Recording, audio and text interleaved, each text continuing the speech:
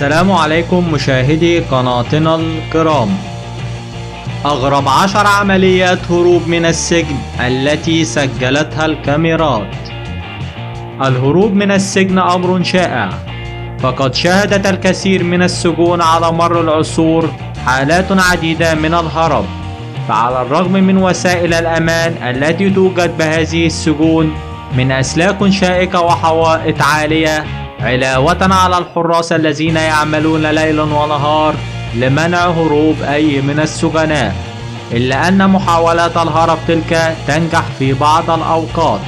فقد حاول بعض السجناء الهروب من السجون في جميع أنحاء العالم مستخدمين الأنفاق أو طائرات هليكوبتر أو غيرها من الحيل الأكثر ذكاء، وغالبا ما يكون هناك شريك معاون لهم خارج السجن.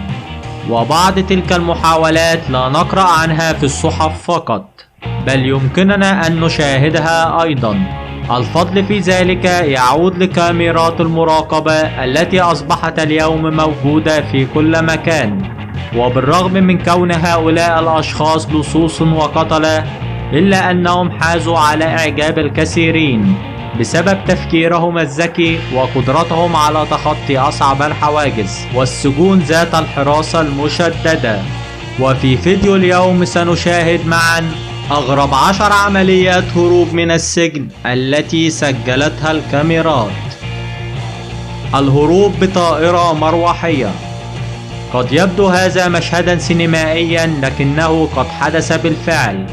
فكان اللص الشهير المعروف في فرنسا رضوان فايد مسجون بسجن في العاصمة باريس، وكان يقضي عقوبة السجن لإدانته بارتكاب عدد من جرائم السطو المسلح، لكنه قرر الهروب.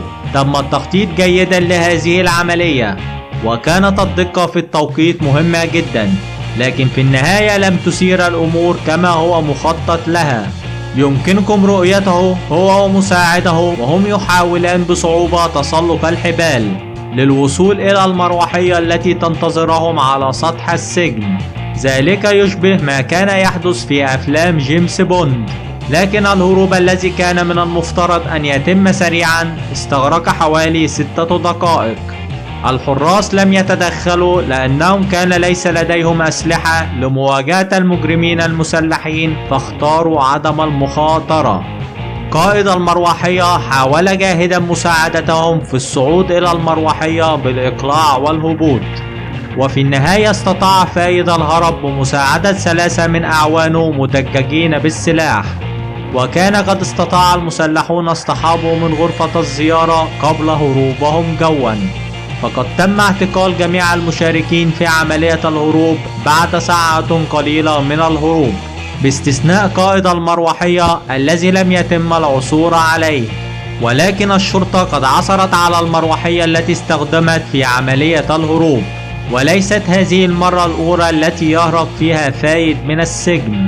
سبق وهرب عام 2013 بعد أقل من نصف ساعة من وصوله إلى سجن في شمال فرنسا، واحتجز 4 من حراس السجن رهائن كدروع بشرية، وفجر عددا من أبواب السجن، واستطاعت الشرطة اعتقاله بعدها ب6 أسابيع، فهو خطير بالفعل.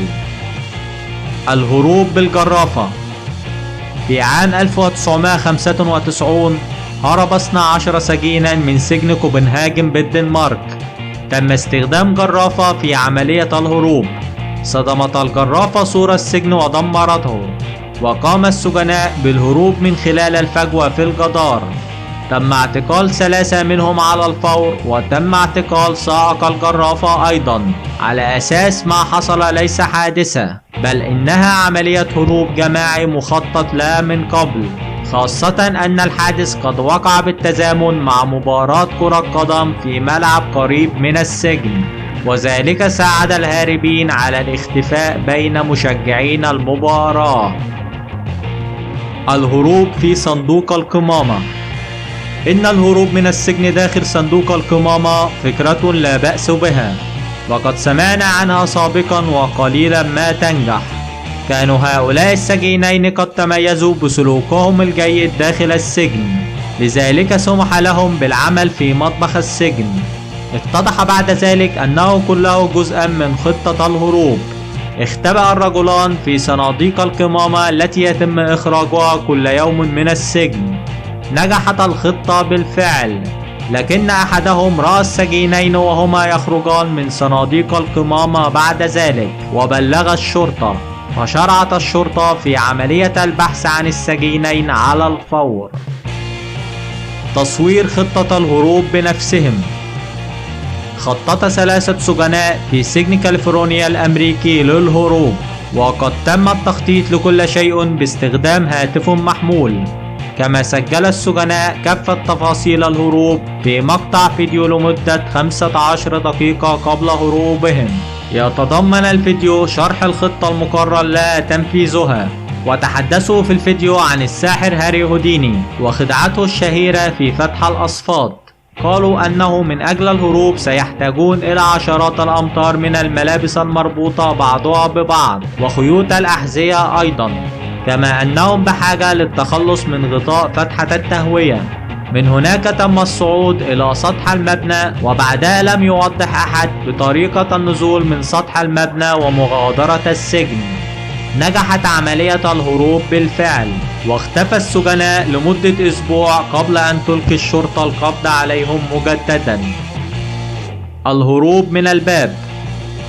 تم تصوير هذا الفيديو في أحد السجون، حيث قامت الشرطة بنقل سجين إلى هذا السجن.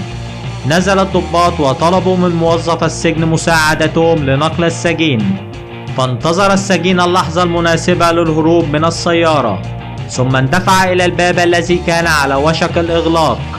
استغرق الأمر بعض الوقت لفتح الباب ثانية، حيث أن ضباط الشرطة لم يتمكنوا من ملاحقة السجين على الفور.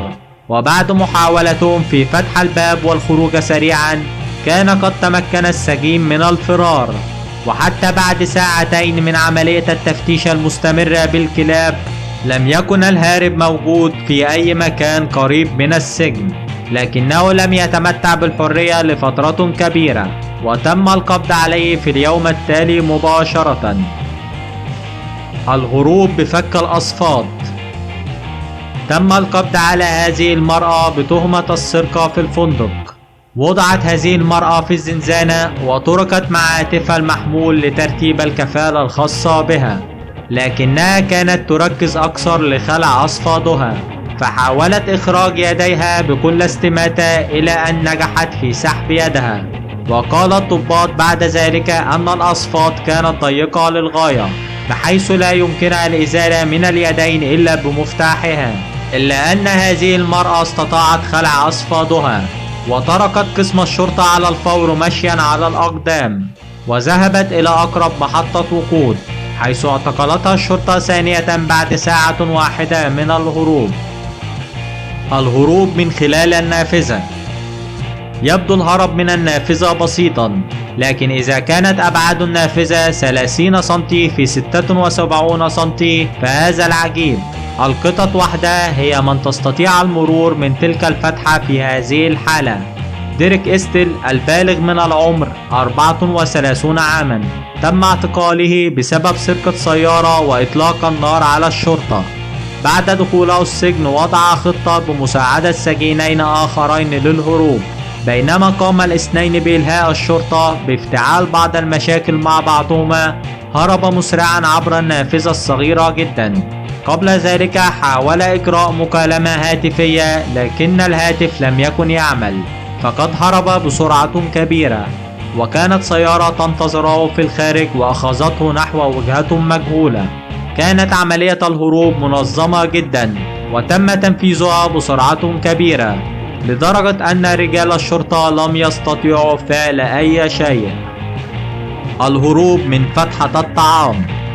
حصل ذلك في جمهورية داغستان. من أجل نجاح تلك العملية لابد أن يكون الشخص نحيفا جدا، فكيف أن نتصور مرور شخص من خلال تلك الفتحة؟ تمت العملية في الليل.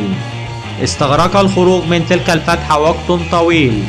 في مرحلة ما اضطر التخلص من ملابسه للتمكن من الهروب. بعد أن تمكن من الهروب من الفتحة ارتدى ملابسه ثانية وغادر المكان. ولم يكن هناك أي شرطي في هذا المكان لإيقافه. الهروب بالقفز من النافذة. ما الذي يمكن أن يفعله شخص محتجز في غرفة الاستجواب؟ التفكير في الاتصال بمحامي أو التصرف كأفراد العصابات. تم القبض على هذا الشاب البالغ من العمر 17 عاما في أحد المدارس، وتم جلبه إلى قسم الشرطة، لكن بمجرد أن أغلق الضابط الباب خلفه فكر الشاب وفتح النافذة مباشرة وقفز منها وكأنه يقفز في حمام السباحة.